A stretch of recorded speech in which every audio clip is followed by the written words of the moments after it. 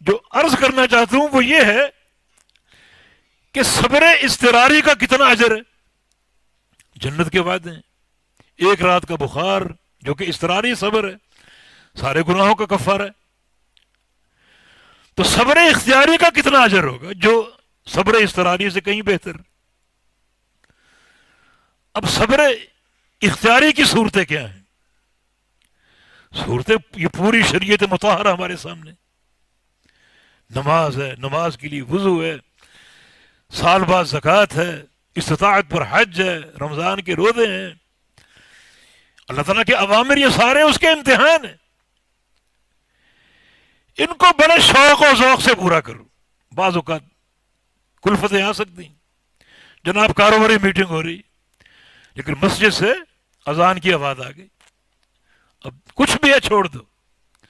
یہ صبر کا امتحان ہے. اللہ تعالیٰ کے اوامر پر صبر کرنا، مامورات پر صبر کرنا، کتنا اس کا اجر ہوگا. جب صبر اختیاری کے یہ فائدے ہیں، صبر اختیاری کتنا قیمتی، کتنا اہم ہوگا، کتنا اس میں اجر ہوگا.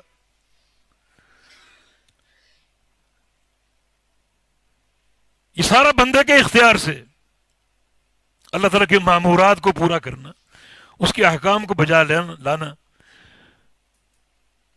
پھر دین فہمی یہ صبر کا تقاضا کرتی، اور دین فہمی کے لیے خالص جو طریقے دین اس کو اختیار کرنا معاملہ مشکل ہے.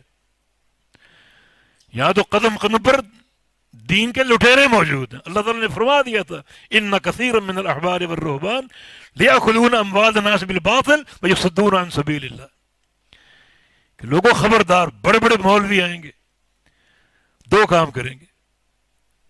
ایک، تمہارا مال کھائیں گے، ان کی نظر تمہاری جیب پر ہوگی. اور دوسرا، مسائل بھی غلط بتائیں گے، اللہ کے دین سے بھی روکیں گے، رکاوٹ بنیں گے، کہ انہیں معلوم ہے خالص دین پیش کریں گے تو مال نہیں ملتا. دین مال لیتا نہیں، مال دیتا ہے، دینے کی ترغیب کرتا ہے. نبی علیہ السلام کی جو بندہ فتح علیہ باب المسئلہ الا فتح اللہ علیہ باب الفقر، جو بندہ یہ دروازہ کھول لے اپنے لیے، مانگتا پھر رہے، اللہ اس پر فقر کا دروازہ کھول دیتا ہے. بظاہر اس کو مل رہا ہے، ہر جگہ سے بھیک مل رہی ہے، مگر حقیقت یہ کہ اللہ تعالیٰ اس کو فقیر کر دے گا، اللہ اس کے لیے فقر کا دروازہ کھول دے گا. تو مامورات پر صبر ان حالات میں، خاص طور پہ جہاں بڑے بڑے شعبدہ باز موجود ہیں، بڑے بڑے بہروپیے موجود ہیں، پھر ایک طرف باپ دادا کی فکر ہے، ایک طرف برادری اور قوم، اور بندہ انتہائی ایک تکلیف اور اذیت کا شکار ہے کہ میں کیا کروں، کس کی مانوں. لیکن صبر کا تقاضا یہ ہے، ہر ایک کی بات چھوڑ دو، کتاب و سنت کو تھام لو، ان احکام کو مان لو جو عرش الہی سے اترے. اللہ اکبر، عرش الہی سے. اے انسان، تو اس فکر کو اپنا رہے، تو کہاں سے کہاں پہنچ چکا ہے.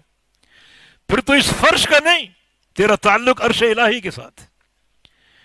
وَاعْتَصِمُوا بِحَبْلِ اللَّهِ جَمِيعًا، اللہ کی رسی کو تھام لو.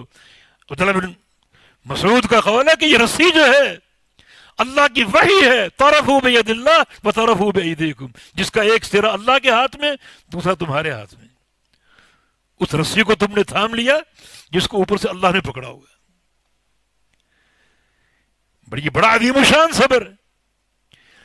دین پر چلنا اور صحیح فہم کے ساتھ چلنا، ورنہ دنیا دین پر چلنے کی دعوے دار ہے مگر ان کا فہم بیکار ہے. اس فہم کو اپنانا یہ بڑا ایک صبر آزما مرحلہ ہے.